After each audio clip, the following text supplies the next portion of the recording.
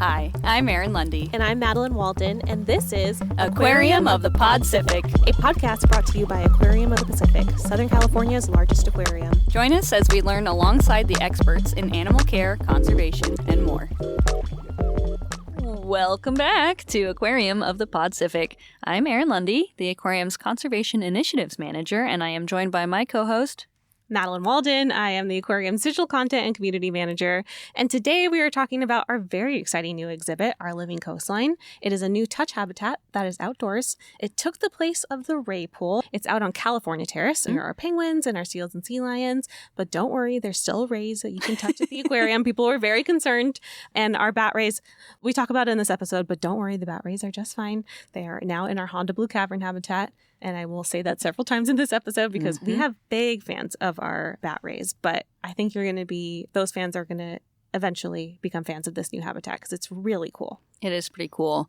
Our ray habitat and ray touch pool area was pretty neat, and I do admit that I sometimes miss seeing those giant bat rays right outside of the seal and sea lion feeds. But I will say that the silhouette of Our Living Coastline, which is our new exhibit that's taken its place, is beautiful. Beautiful. And I feel like it's been such an improvement, and it really makes the aesthetics of the aquarium much improved, which I know is not always what we're prioritizing, but is certainly a huge component of why I think it's become so popular already. There's tons of invertebrates. It is a touch area. People are very happy to discover that there is a new touch pool, but it's a really cool habitat. We're going to be talking to Brooke today, and she is the primary keeper for this exhibit and was a huge part of kind of creating this habitat and getting all of the animals in. And she now manages almost 1,000 animals that live in Our Living Coastline. Just 1,000. Just casual Just an easy 1,000. No big deal. Yeah, exactly. Brooke was on a previous episode of Aquarium of the Pacific. You may recognize her from our octopus episode because she also oversees our giant Pacific octopus habitat. That was the day I brought a cricket into the recording studio. I forgot about that. It was in my shirt. I might have. I think I kept it's that. in. Oh, it's in there. Yeah. Okay, good. For good, sure. Good. I've heard it recently, and I was like, oh, yeah, there was a bug on me. And Brooke was the one who pointed it out while we were recording. She's a real one. She's a real one. She is. So we're happy to have her back. She's also working on a lot of other cool things outside of this new habitat. So we're going to learn all about what's happening in Brooke's world. A Brooke update. Spoiler alert, it's crab prosthetics. Hang out for a little bit if you want to hear more about crab prosthetics. You must. Because that honestly is fascinating in and of itself. But we have got a packed full episode, just like we've got a packed full OLC, Our Living Coastline, full of invertebrates, just like our episode today.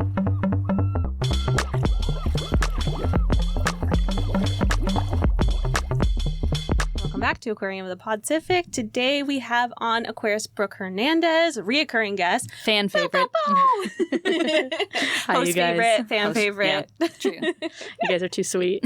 Well, we're really excited because Brooke has overseen the construction of our newest exhibit, Our Living Coastline. It's a new touch exhibit out on California Terrace near our seals and sea lions, and it took the place of our ray pool. So we'll talk about where the rays went. I know people are very interested in knowing that, but welcome, Brooke, back to the podcast. Hi, thank you guys so much for having me. Okay, first of all, what is Our Living Coastline? What is the exhibit?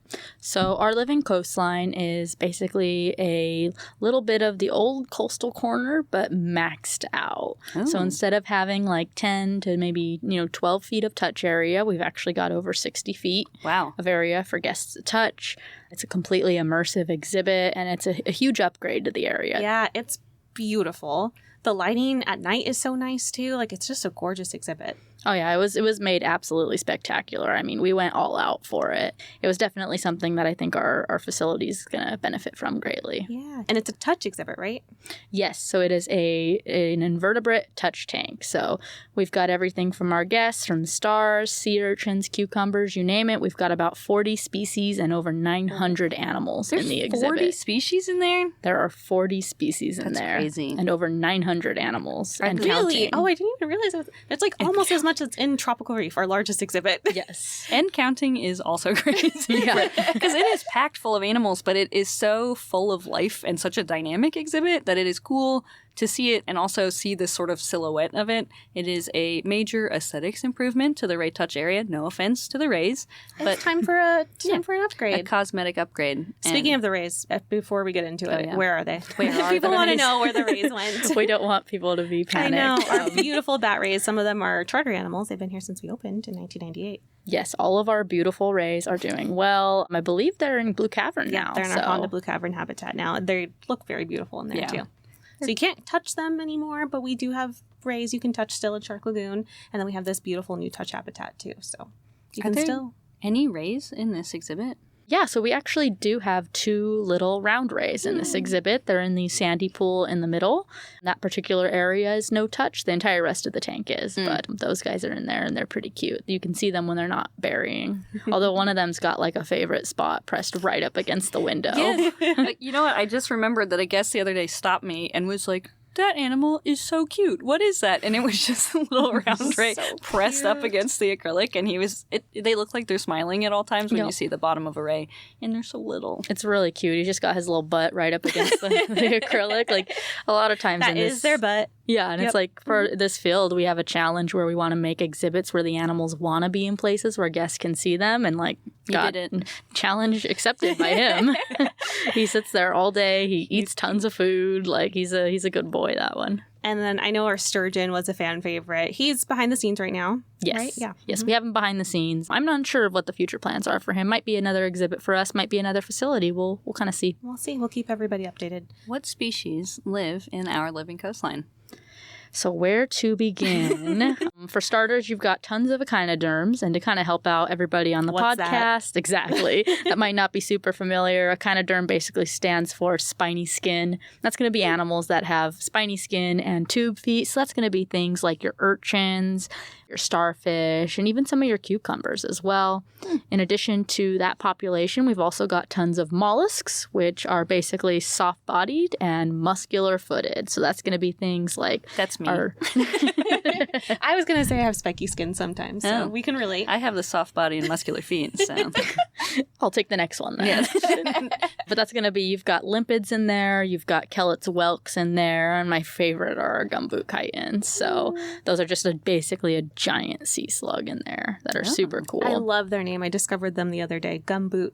Gumboot chiton. Gumboot chiton. Why are they gumboots? Is it the texture of them? I have no idea. But they're just like, they're super big and they're gorgeous and they move so slow. And there's something about them that even though they don't really have a face, like they're still very lovable. I understand that. Gumboot chiton. It's my new Halloween costume this year. I love it. What are you? I'm a gumboot chiton. Yeah, you would Trick or treat. In addition to a lot of those critters, we've also got tons of crustaceans. So that's going to be your things like your crabs. We've got an extra large lobster, and they're probably the biggest lobster anyone's ever seen. His first name is Orange, and his last name is Orange. Also orange. Orange. Yes, orange. Mr. Orange. If you see him, he is in the window on sort of the back side of the exhibit closer to where the shorebird habitat is.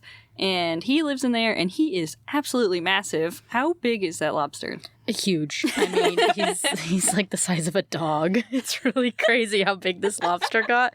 He's actually in there. We call it his penthouse. But it's really because behavior-wise, he wasn't really fit for society. Some of the fun parts about working in this field is you have to manage a lot of dynamics of different animals, and he was hoarding all of the lobster ladies from all of his friends. So, yeah, we went ahead and had to give him his own penthouse suite, as we call it. So he has pad. no ladies right now. No ladies for him to kidnap and hoard. Orange. What a dog. Orange. Literally the size of a Mr. dog Orange. and acts like a dog. So he now lives in OLC in sort of that big window. He literally is the first thing I look for every time I go up to OLC. And I look for him now. I didn't even know he had a lobster in there. He's huge. He hides really well. I'm actually going to be jumping in there later this week and setting up a cave for him that's more like front and center. So hopefully we can kind of coax him to come out. Spot to hide. But you should see this lobster. He's impressive. He crawls backwards like up into that little space. It's crazy. Lobsters are so cool. I didn't realize we had to manage lobster social dynamics here at the aquarium. Yes, big part of my job. That's why they pay me the big bucks. Add it to my resume. Lobster babysitter. Lobster management. Yes. So we have crustaceans, we have gumbo chitons, we have our echinoderms, so the madeleines of the world, the spiky skins. You. And we have mollusks, the mees of the world, soft body, muscular Strong foot. feet. Very strong feet. So how do these animals all sort of live together? Is it meant to sort of mimic a coastal habitat? Would these animals normally all be found in the same place, or is this sort of an artificial thing that you'd see at an aquarium? That's exactly what it's supposed to do. It's supposed to mimic the natural environment. So the tidal area is a super dynamic and important part of our ecosystem because you have such a diverse group of animals there. You're going to have everything from snails, worms, urchins, stars, so many different animals all in the same little area. And it's because it's a critical place. Not only do all of the rocks and the structure and the algae act as like a nursery, but they also act as a place that cycles nutrients. So there's just so much that's so important about our intertidal zone. And it's really nice. It's been really fun working this tank to be able to kind of watch that play out in real time. Like it's very much so what an actual tide pool area looks like. Do you see a lot of animal-animal interactions between the different species? Oh, absolutely. It's constant. I mean, they're all sharing the same space. They all climb all over each other, steal food from each other. You know, we're currently having an algae grow in. We believe it to be Macrocystis, the giant kelp, all over the exhibit, and the urchins are eating it. So it's like everything's really very natural. That's pretty cool. How cool. I know a question that we get a lot is how we acquire animals. And I think this exhibit in particular is a really cool story. Can you talk a little bit about how we acquired the animals in the habitat? Oh, absolutely. So for starters, we did a lot of collecting locally. So here at the aquarium, we have our field ops team, and we went out to Long Beach Breakwall, and that's where we got a ton of our urchins and cucumbers.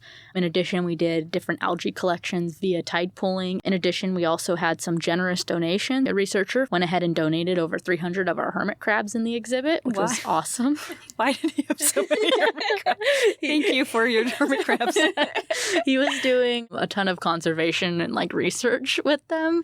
In the past, I don't know about this particular one, but in the past, because I've worked with them when they've done things with GPO, they would ask me to give a sample of water that the GPO had been in, and then they would put it in the water with the hermit crabs, and they would see what their cortisol levels did and things like that. Fascinating. I don't know if that was this specific one, but in the past, that's what I've seen them do with hermit crabs. It's pretty cool, but you never really think about sort of the silliness that goes into some of the research that is done. And having that many hermit crabs is mildly silly, but we appreciate the Science donation. can be silly. Yeah, science is often silly. We'll get to at the end kind of some very exciting and very interesting stuff that Brooke is doing that's also a little silly, if I super can say silly. so. It's very silly. I love it. We'll talk a little bit more about that at the end. I have a question. Please. So when you say that we've gone out collecting to the Long Beach Breakball, what does that look like? Do you get to participate in actually going out and collecting animals? Yes. So we, for starters, we work closely with Fish and Wildlife. So we have permits. They have certain allotted numbers of animals we can have. So that's to make sure that we would never, but that us or any other facility aren't going to ever harm the environment or deplete the environment of anything necessary. But yeah, I'm part of our field diving team. A lot of our aquarists are actually a part of our field diving team. So that means I come in early one day and don a wetsuit and go out on a boat, and they drop us in and we collect, whatever it is we're there to collect that day. Even cooler was actually how we got the majority of our stars and anemones that are out at Our Living Coastline right now. And that's that we actually sent a team up to Washington to collect, because the Our Living Coastline exhibit is 52 to 54 degrees roughly. It's supposed to embody the northern Pacific. So a lot of the animals that you see on that exhibit aren't local to here that we could just go out and collect. So we actually sent a team up to Washington for several days in order to collect all these animals, because it's not as simple as going out there and grabbing animals. We have to do tons of permitting. Washington's been a popular destination for us this year. All been up there. Yeah. Washington this year, my goodness. So I was in Washington and Canada for a bit this year. Yeah, I know. I'm getting spoiled by AOP lately. To participate with the Young of the Year rockfish surveys. And for anyone who basically doesn't know, Young of the Year is meant to describe animals within their first year of life. So what we did up there was we basically took surveys of various habitats to see how many Young of the Year or baby rockfish were around. And the reason like that kind of thing matters is because rockfish are a great indicator species. They're a great way of knowing how healthy an ecosystem is and like how thriving an environment is. So being able to locate their juveniles and say there's plenty of them or, oh, there's not very much of them is like really critical information. And they use that stuff when they determine things to be like marine protected areas and stuff like that. So basically they want the data to back it up. So we were part of a team that went up there for about a week and dove, I think we dove 10 or 12 sites and took surveys. That's pretty cool. You also vlogged the whole thing. Yes. Yes. And it's on our YouTube channel. I'll include it in the show notes with some more information. It's a really great video. You can see, I think you guys, just watching you and putting that footage together, hauling the equipment up and down, and you guys are just awesome. So it's a really cool video to see how much work goes into doing these amazing surveys. Yeah, it was, they sent us up for the Young of the Year stuff. The collection team got to go in May, I think it was, or March, or somewhere a little bit later where they were a little warmer. They sent us for Young of the Year right in the middle of like smack dab February. Yeah. And we absolutely froze. I was going to say, there's something about the aquarium that loves to put Brooke in charge of the most cold habitats. And maybe it's just because you have such a great attitude about everything. I think they're testing me. I think they want to see how far they can push me. But as you know from Brooke's previous episode of Podcific, Brooke oversees our Giant Pacific Octopus Habitat, which is the coldest exhibit we have at the aquarium. How cold is it? 47 degrees. 47 degrees. Today. And then how cold is Our Living Coastline? Our Living Coastline's between 52 and 54. So it's pretty chilly.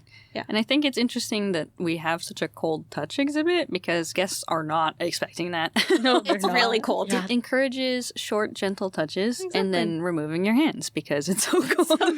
Because you physically can't keep your hand in any longer. Yeah. And why is the water so cold in Our Living Coastline? I mean, like I said earlier, these animals are from Washington. I mean, they're collected from Washington. They are northern Pacific animals, so that is just the temperature that they are most comfortable in. Like, could we crank it up a bit for our guests? Sure, but at the end of the day, those animals, that is their environment, that's their home, and we're going to do, what we need to make them as comfortable as possible. So we love our guests, but we love our animals a little more. Just a little. Just a little. Just by a hair.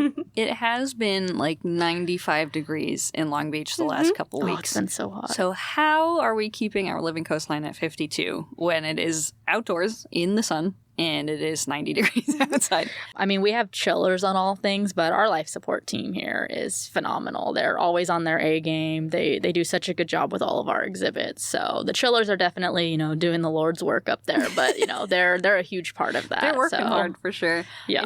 Our life support team, we did interview Reed from Life Support at one point, but they basically run the aquarium, for lack of a better word. Any filtration, any sort of equipment that might be associated with animals and their habitats and their exhibits, like temperatures, stability, their flow rate, the filtration, all is sort of managed by our life support department.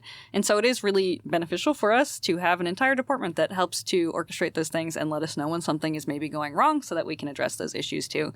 And they do a lot of work, especially trying to chill a giant exhibit in the middle of summer upstairs. But it is pretty cool. When we were setting up, I remember there being a long period of time of sort of flushing the system, getting everything going, and then, the concrete work, I think it takes a really long time for an exhibit to be ready to receive animals. Like, we need very stable water parameters. We need to achieve sort of this, like, perfect stasis of everything is not going to change. The rockwork's not going to leach anything out. And so what does that process look like from the person setting up an exhibit that large? Long and difficult. That process is not easy at all. I mean, you're thinking about every single piece of material that you're not only putting in the tank, but that has ever touched the tank or been near the tank, has the propensity to possibly leach. In addition, a lot of times I joke with people that I don't actually keep animals, I keep water. Because the happier the water is, the happier the animals are. Exactly. So it's like there's a whole chemistry for people who maybe aren't, hobbyists that have tanks at home. There's a whole chemistry, a whole biological cycle, basically a balance of good and bad bacteria that you have to maintain in water in order to keep life in it, essentially. And starting that cycle can be incredibly difficult. So, especially when it's 52 degrees. yes. So the colder kind of the water is, the colder things grow, the colder the good and bad bacteria grow. So the longer the cycle takes. So that's crazy. It was definitely a test on all of our patients trying to get it up to speed because, you can't add any animals really till you get certain parameters cycled properly. Animals are always number one. Yeah. Animals are number one. That always has to take precedent over us putting animals in or having a good showing for something. We have to make sure that the animal health and welfare is addressed first and foremost. And so maybe it took a slightly bit longer to get animals into OLC, but that was because we wanted to make sure everything was absolutely safe for those animals. 100%. And that's one of the reasons why I just love working here, because I've seen time and time again that the animal welfare comes first. I would love to touch on, you guys both oversaw construction now 2 years back to back. Oh, I try to forget. Similarities between, maintaining the frog gallery and the construction of it and OLC. I feel like you guys can commiserate a little bit. Yeah. 2 years ago, my goodness, last year, we renovated our amphibian gallery for the tropical Pacific area, and it looks beautiful, and I love the result of it, but I will say that the process of going through a renovation will test you like nothing else, because everything you are familiar with and every practice that you have just as muscle memory of like, I know where this animal lives, I know what's going on, everything is stable, is different. And that in and of itself is very jarring, in addition to the fact that there's construction everywhere. There's jackhammering at all times for no reason. I don't know how we could possibly have so many things to jackhammer, but it feels like it's weeks of jackhammering nonstop. And then it's just like random, everything's dusty, everything's a little bit dirty because it's construction.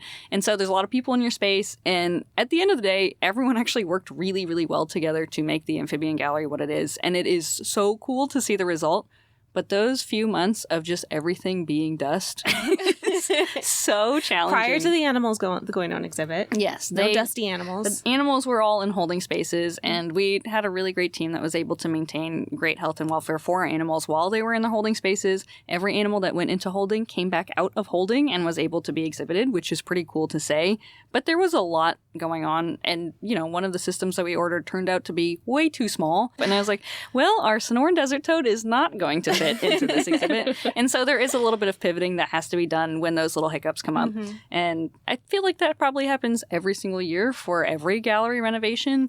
And then I got to sit back and watch you guys go through it this year. Lucky you. It did feel like a lot, but you tell us how it went. Yeah, I mean, it's pretty much exactly as you describe. In addition to that, none of our job, because we work with live animals, it doesn't just stop. So I still have all of my other exhibits and all of my other animals that need to be cared for, as well as an entire, system we're trying to open. And like Erin was saying, it's like you're used to things are stable and easy and you don't have to really think about them. And all of a sudden you're having to think about every choice you make. Like, would this belong here? Does this go here? And it's for weeks on end, months on end, really. So like I said, kind of was Erin was saying, how everyone pulled together, that's absolutely it. It's a great opportunity for a gallery to come together and really help and support one another. During the construction of OLC, right at, the 9th hour where it's the most physical and the most things need to be done, I was actually on crutches. Yeah. So I was making it even harder. Yeah. So I was not as helpful as I was hoping to be. And I owe a ton of gratitude to my entire gallery team and even our management team. Everybody really stepped up because the person who's getting the exhibit is supposed to be doing the most and the most, involved. And I obviously was hobbling around. So incapacitated. Yeah. A little bit. Yes, I'm okay. It was, like I said, a lot of work, very exhausting, but definitely worth it. And it was amazing to see the whole team, managers included, all pull together like that. I have a very distinct memory of Brooke sort of towards the end, and as we were getting ready for the VIP opening, and she was moving animals from holding to the exhibit so that we could be ready for this big VIP member opening that we were having. And the animals that were most stable and most appropriate to go in at the time were just a bunch of urchins. 500 urchins, not a bunch. 500. Hundreds of urchins. And I just remember Brooke sitting on a stool acclimating the urchins, and it was just buckets and buckets and buckets and buckets of urchins and urchins and urchins. And so I got to babysit some urchins for Brooke to take a little break at one point. It was super great. It was fun. Like I said, I owe so much gratitude. Erin with the urchins. Sophia at one point brought us all ice cream. cream Oh, nice. on one summer day while we were working in there. And I'm telling you, man, that push pop was like the difference. It saved us. That made the exhibit happen. It literally did. We were all very Powered much by push so. pops. Yeah, pretty much. But it is very gratifying to see the results at the end of it. Well, It maybe is. do you guys want to speak on why we update exhibits at the aquarium? Sure. Why not just leave it? For amphibians, a lot of the infrastructure that we had in place was sort of meant to be temporary. That was always supposed to be a gallery that wasn't permanent, and I don't think that we had plans to keep a large collection of amphibians for a long time.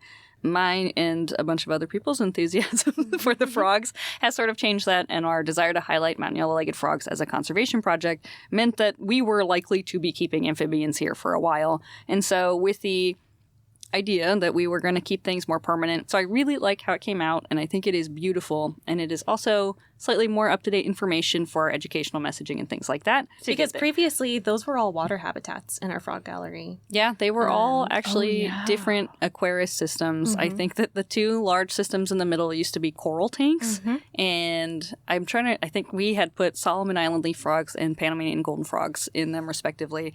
And then all of the other systems were either they didn't exist before or they were meant to be an aquatic tank. For Ray Touch Pool, why did we want to update the Ray Touch Pool area? So for a lot of reasons, I think the two main ones was a huge improvement to animal welfare and a huge improvement to guest experience. I think those were the two really driving factors behind. For animal welfare, we want to kind of lead the field when it comes to animal welfare. So while all of our things are great and AZA is cool with them and that's awesome, we want to be even better than that. So we wanted to create an environment where these animals have choice and control. They're able to choose if they want to be near the touch area or choose to retreat as they desire. Additionally, too, there are areas that are non-touch, so we're able to move animals to give them breaks from touch. And we really wanted to just kind of have that be the driving force, it was the animals. In addition to that, to improve guest experience, we wanted to have a space that was big enough to accommodate everybody. We wanted to have an area that's more open, that our guests can come touch, that, is better for our educators. They can reach our guests easier, talk to them easier, have better messaging. So it was just overall really the animal welfare and the guest improvement were the huge things that were driving this renovation. I think something that I've noticed so much more with the way Our Living Coastline is laid out is the guest accessibility is significantly improved, especially compared to Coastal Corner and even to the Ray Touch Pool as it was before.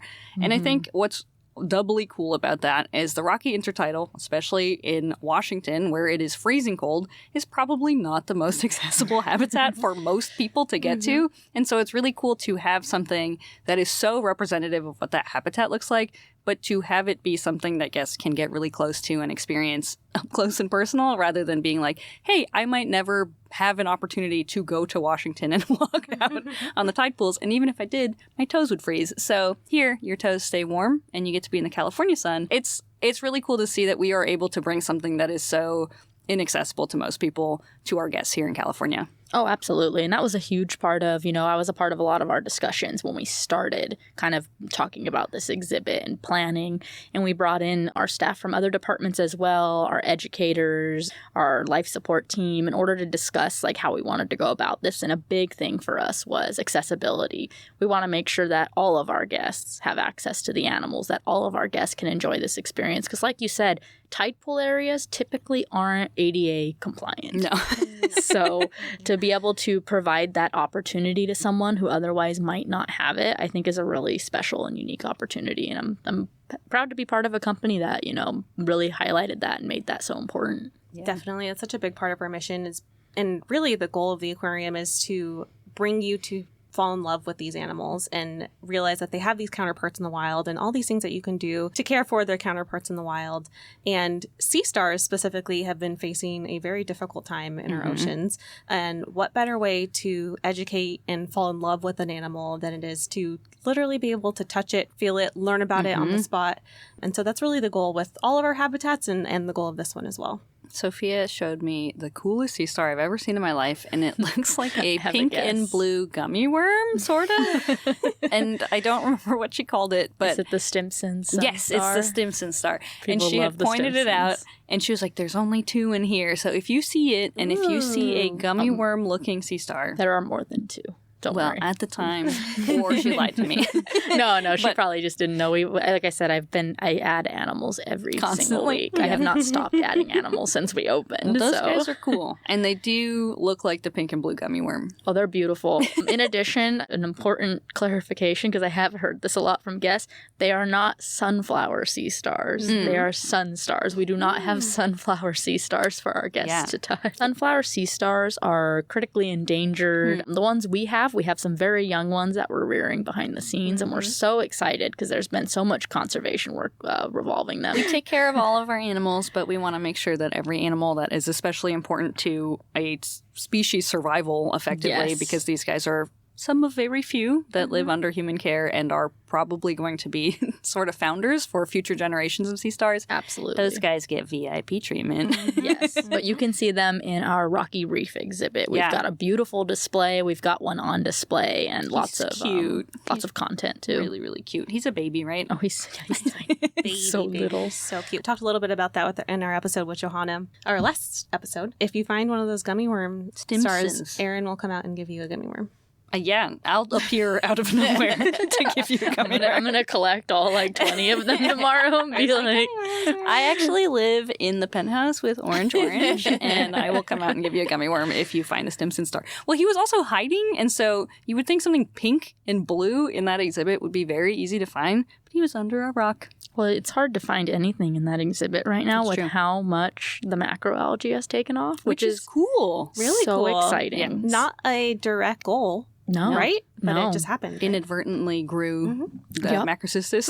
So one of the things that cold water aquarists, like if you get really good, you can grow live algae. So it's something we all work really hard to keep live algae, like actually grow it, sustain it, get new growth, things like that. So we work incredibly hard to be able to do that. I want to talk about the flow in the exhibit. So there is a tide flood every 2 minutes in the exhibit. Yes. Why? What is that? Why would we do that? What is that?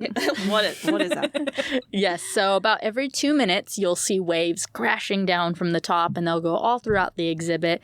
And that's because it's meant to replicate the intertidal. So the intertidal is basically the barrier between land and sea. It's where you're going to get that high relief, tons of wave action, and we want to make sure that we emulate these animals' environment. So we want to give them what they would be seeing out if they were in the wild in order so that they thrive. So we basically have every 2 minutes a tidal crashing wave come through and do exactly as it would do out in their environment. And I mean, that right there is why you see the taking off of the different algae in there. We haven't planted any algae that we were planning to try to grow right now, and it's just taking off. So it's a really cool looking surge effect when it's so effectively a tank behind the scenes fills up with the water that is then going to be the quote unquote wave that comes crashing down. And I have this very distinct memory of before we had animals in it, but as we were sort of getting the surge just right, of the day that it was like we just started it, of our COO, John Rouse, coming up to the entire team who just fed the seals and sea lions and being like, guys, you got to watch this. And he walked us over. And it must have just happened because it was 2 minutes of us staring at and he was like, it's coming. Any second It's coming. It's coming. And I just remember being like, I don't know what I'm supposed to be watching for. Like, I don't know. And then as soon as it starts happening, it is really cool. Like, you hear it's awesome. the sound, the waves are crashing down. You get a little splashed because it's pretty refreshing, to be honest. Especially right now. It was such a funny 2 minutes of us being like, what is happening right now? Just smiling. And then we got it at the end of the day. But yeah, it was really cool. It's so funny because when I'm like working on the tank and I want the flow to come, whether it's because I'm feeding or something, it feels like the longest 2 minutes of my life. But when I'm working on the tank and I need the flow to stop so I can see what I'm doing, it feels like it's just constant. It's like it's amazing how 2 minutes can either be the longest or shortest time of your life. Does that impact how you feed the animals? I try to use it to my advantage, truthfully. So obviously when it comes to feed, everybody's going to get like exactly what they need. And for every animal, it's different. So like, for instance, you've got some of our animals are more eating of like algae or detritus. So that's going to be things like your cucumbers or your urchins or your chitons, you know, depending on different species, what kind of things they will enjoy. We also go ahead and feed a ton of cut mix. So that's going to be chopping of shrimp, clam, you know, mussels, you name it. And that's going to be like for our meat eaters, like our stars and some of our anemones. But in addition to that, we have some anemones that are what are called filter feeders. So they're like a metridium that require a ton of tiny little pieces of food. So for them, I'll go ahead and fill all of the upper pools with things called copepods or like frozen mysids, which are basically just teeny tiny little feeding pieces that you can barely see in the water. And then I'll let that natural tide wave action slowly kind of drip bucket them into the exhibit over the course of the day. That way they're constantly being fed that, and they're constantly, because that's going to be what they would find in their natural environment. And I'm sure it's enriching too to just have like these things in the water column exactly the way that they would find it in a tide pool in the ocean, just kind of appear and like, oh, food. Oh, exactly. It works out really nicely to have such a dynamic exhibit because everybody is enriched by one another and one another's processes. Like I feed a piece of kelp to an urchin, and even though a starfish may not eat that, they still get to interact with it. And same with like the meat that might go to the starfish. The urchins will still grab it and put it on their head. They're like, wears a hat. What is this? Yeah, they wear little shrimp hats sometimes. And it's really like cute. All of the animals end up interacting with each other. I have decorator crabs that sit in the algae and make little hats for themselves. Cute. And like everybody interacts a lot, and everybody's feeds end up basically enriching one another, even if the feed isn't meant for them specifically. You can have a shrimp hat. Yeah. I want a shrimp hat.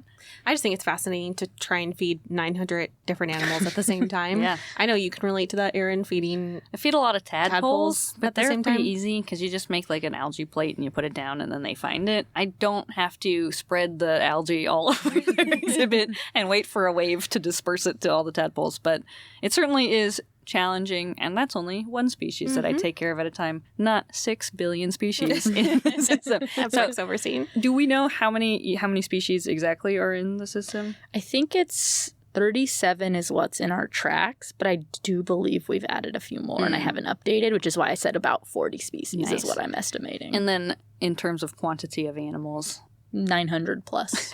It's 900 and counting. And yeah, so 900 is like the minimum. I think we're closer to like, I don't want to like say a number that's not real, but I think we're closer to like 1,200. My goodness. Do you think that they'll reproduce in that exhibit? Oh, I'm sure they already are.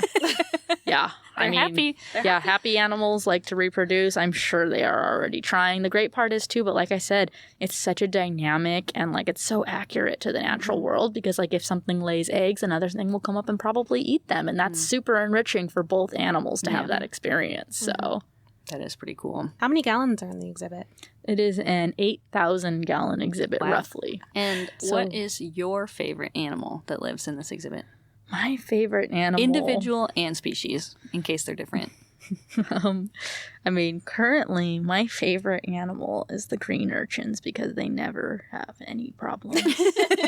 Honestly, I love a stable animal. Yeah. They're like, we love you, Brooke. We'll never do anything bad. I've never pulled out a green urchin for any reason. After they put them in and they're in there doing great, and that is why they're unproblematic fave. Well, and the animals that live in a intertidal area are going to be slightly hardier animals almost in general anyway, right? Absolutely. Because they have to be out of water, in water, splashed by water, hit a rock, and everything is fine. It is exactly why they're the perfect animal for a touch exhibit because they are the hardiest of the hardiest. I mean, they are in a tide pool that will just lose water all of a sudden, and they'll sit in that pool and it gets hot or it gets cold, and then the water comes back, and like you said, thrashed against the rocks. Like you've got to be very hardy to make it in the intertidal zone, which is why they make the perfect touch animals for our guests. Green urchins. Are they green?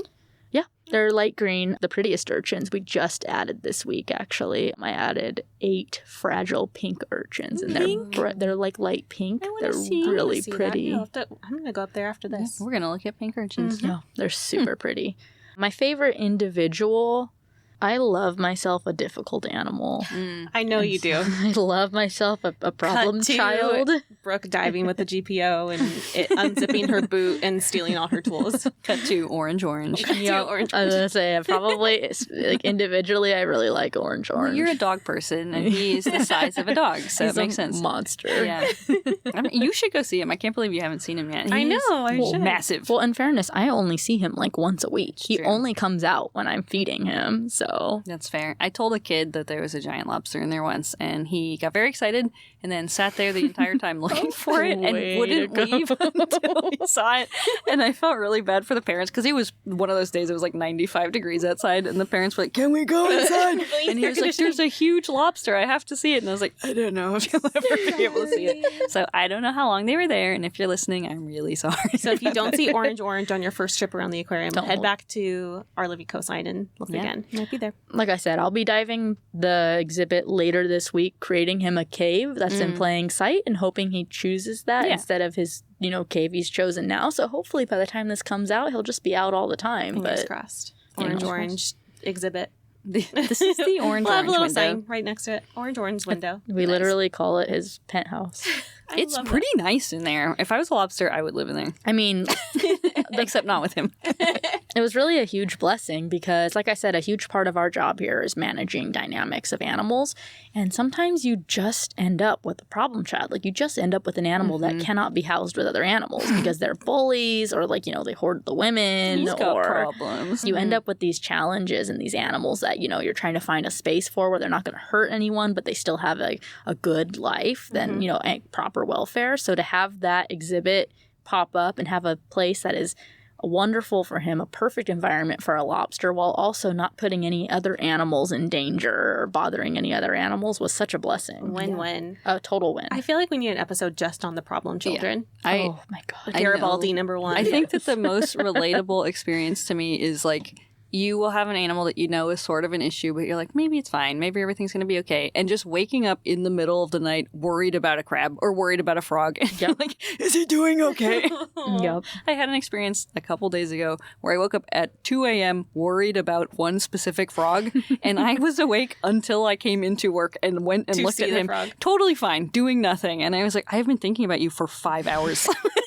That's why you guys are the best people to be in your position. You truly care about these animals like and it's we their never own. sleep. But thank you for answering all our questions about I have a question for you, Erin. Alongside our Stars of the Sea rollout, which included this new exhibit, Our Living Coastline, we also updated shorebirds a little bit. Do you want to talk about shorebirds? Yeah, so we have a shorebird habitat. The habitat itself got a little bit of a facelift, but honestly the biggest part and the biggest improvement was that we changed our sort of outward-facing mesh that the animals were previously housed behind to this beautiful, thick acrylic window. It's so nice. It's so gorgeous. So nice. And we can see the birds really well. We have not had any issues with the birds flying into the window. We have had guests ask about that because it's a lot clearer now, but they do have an understanding and they can see the acrylic, and we have not had issues with that. But our rescued shorebirds live there, and I am finding out every day more and more about the individual shorebirds we have. Our grebe came in to us because he only has one wing, and he went through rehab. And they're like, well, he can't fly because he only has the one. And so grebes are often pretty aquatic animals. And so you will never see a grebe flying around the habitat, but you will see him swimming like a little frog, which is cute.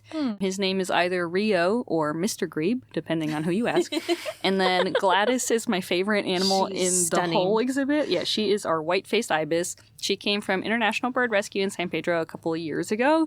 And she is so cute. She's like sort of an iridescent green-brown color with just the slightest bit of white feathers around her beak during breeding season. So visit Gladys, which is also a hilarious name for a bird, and Rio and Mr. Grebe, and come look at our new shorebird habitat. It's pretty cool. Beautiful. Birds love it, and they are already doing all the things that they are supposed to be doing in there. So it's cool to see. Amazing. Okay, we have a couple of questions from social media. We got one out of the way immediately, which was where are the bat rays and the sturgeon, which are currently, like we said, bat rays are in our Honda Blue Cavern habitat. Sturgeon is behind the scenes. Another hard-hitting question is, how many sea cucumbers do we have in that habitat? How much time do you have? Let's count. Let's go up there and count. Right? I don't know off the top of my head. I know I just added 50 more 2 weeks ago. So over Specific 50. question is how many sea How many sea cucumbers? Somebody really likes sea cucumbers. How many? I don't blame them. They're cool. I don't know that we had a ton when we opened. Do we have different So- species of sea cucumbers in there? We do. We have giant red sea cucumbers, which are giant and red. Wow. So they're very easy Wonder to distinguish. how they got the name. It's so I know, weird. it's a mystery. creative. And then we have the warty sea cucumbers, which they're kind of like a brownish orange, and they're a little bit bumpy. smaller and Do you little have those bumpy. in GPO too? Yes, I have both species in GPO and in Coastal Corner. Will there be more animals to touch in the future? Oh, constantly. Like I said, every single 900 week. and counting. Like if I went through this journal I have here of all the stuff, every week it's like I added 200 of this, I added another 20 of this, I added another 10 of this. Like every week we're adding animals. We've got a great exhibit now, but we've got a lot we want to do to really take it to that next level. And then another great question is, if you had to turn into any animal from the new exhibit, which would you turn into? Orange. I'm thinking about Orange because he's got like the penthouse. He's all by himself. He's set up. Mm-hmm. But I actually think I might go with like one of the we have some round rays. They're so cute. And like the ability to bury under the sand and have no one sees me sounds really wonderful. The Aquarius vacation. Yeah.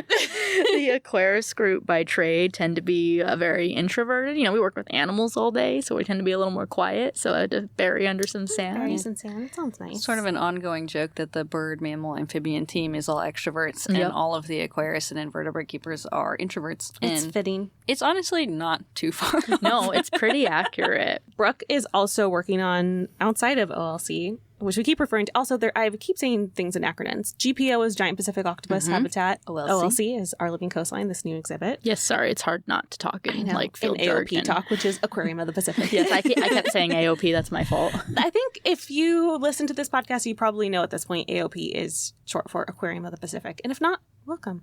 How do we protect our touch exhibits from things that happen overnight? We have herons, we have seagulls. These are potentially prey items for animals like that. How do we protect Oh, the animals absolutely. here on site? Yeah, that's definitely a huge thing we have to consider anytime we have outdoor tanks. For us, the Our Living Coastline exhibit is actually tarped off every single night. So when we close, we have massive tarps that go over the entire rockwork of the area. And that's in order to have a barrier because, like Madeline was saying, we've got tons of predators out there for those animals. The birds are very smart and very aggressive. Big tarps go on every evening by our life support crew, so shout out to them on that. And then in the mornings, I take off those tarps myself with some of my volunteers and some of our very willing and lovely staff members who help me. So It's like ripping off the blankets in the morning, rise and shine. yes, it's Time to a shine. ton of work. I think there's plans in the future to get like an all-encompassing netting so we don't have to tarp things off every night. But for now, the animal welfare and animal safety first. We make sure that they're all tarped up. But besides everything else you're doing with this new exhibit, what else are you working on behind the scenes? I know you've been doing some stuff with crabs lately. That's really exciting. Yes. So I have a bunch of really kind of random niche little projects that float down my way. One of them recently I just got back from presenting about at the Regional Aquatics Workshop, and that was for making prosthetics for crabs. Which It's cute. it sounds insane. Really cute. This to is a see. silly thing that I mentioned earlier in the episode, fair. but it's actually not so silly. It's really important. Yeah, so crabs, especially in human care, will sometimes get something called shell rot. And it's basically like damage to their exterior skeleton, which is basically their shell. But in human care, where molting is less frequent, that shell rot can get really degenerative. And there's basically, it's a problem industry-wide. So not just here at AOP that we deal with. Our industry as a whole has this challenge where we basically, once a crab gets shell rot, it's degenerative and it's incurable, as it'll basically penetrate through their hard exoskeleton into their soft underbody and that tissue till it would basically kill them. So our vet staff, led by Dr. Lance Adams, absolutely genius. I've loved working with him. He's so talented. But he basically led the charge that what if we could go in and physically remove the diseased portion of the shell, and then that would basically leave a big hole in our crab shell, which would be bad for their health and also bad for their display appearances for our guests. So I went ahead and created custom castings in order to make custom prosthetics of their shell so that we could basically affix that to their open portion of their shell. And it would work in two parts. It would basically act as a option to protect that soft underbody from potential predators, including their own tank mates, because crabs are monsters. But in addition, it would also, when we use adhesives and epoxies to affix that prosthetic, it could kind of neutralize the oxygen-rich environment that disease really loves to grow. So we could at least, if we couldn't completely eradicate it, we could at least slow it down. So I've been making prosthetics for crabs for the last couple months. And it's really cool to see. We've made one video about it. We're due for an update. Yeah. We got to do an update on that. But we'll include that in the show notes, a link to that. And also you can listen to our podcast episode about crabs with Melissa Fisher, one of our aquarists. One of the things that was really cool about it is that I know that you had mentioned crabs will kind of pick at each other if anyone has a weird spot on them. And so in order to not just have it be covered and sort of look like a shell, this is detailed work that Brooke is painting the prosthetics to match the crabs exactly. You would never know that this crab had a prosthetic. Like, if I ever need a prosthetic, I want you to design it for me, because you can't tell that these crabs have had anything going on with them. It is the exact color and like texture and shape and the same amount of spikes as you would expect for that part. Heavily tested. Too. I know Brooke's done a lot of work to just crazy because paint changes color when you put it underwater. So something that is one color while you're working on it behind the scenes, and immediately you put it underwater, it just the changes crabs will know. Oh, I can't even tell you. I thought when I did this, the hard part would be making a custom prosthetic or having it attached to the crab. I was expecting these to be the really big, difficult challenges. Getting the color to match. Like, I'm an artist outside of here. I know color theory. Like, I totally understand that. Getting the color to match. Especially underwater is crazy. Like, that's so totally different. Was the most frustrating thing I've ever done. Because you just, like, work on the crab and then put it in the tank. And, we're not working on the crabs often. We're trying to do it as sparingly as possible. So we're not bothering them. We're making sure that we're keeping them, happy and healthy and all that. So I only get one shot to match this color maybe every 6 months. To put a crab in a tank and have that color not match was just wanted to like scream in my pillow at night. That was also keeping you up at night. Yeah, that was definitely keeping me up at night. But you nailed it. We finally, it took a minute, but we finally figured out the trick to it. And if you're here, you might see a crab that has a custom prosthetic and you wouldn't even know it. What else are you working on? I'm kind of have like I don't want to speak it into existence because I don't want to jinx it, but I have like a little breather between projects.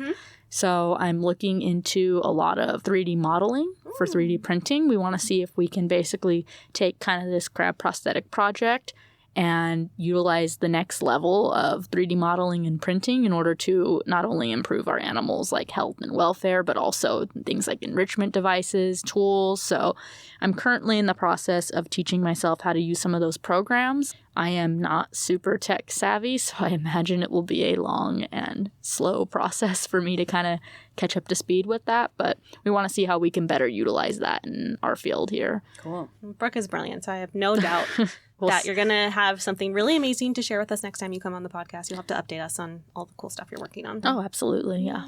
Awesome. Thanks so much for being here. Oh, yeah. Thank you guys for having me. Everyone needs to come check out Brooke's new exhibit, Our Living Coastline.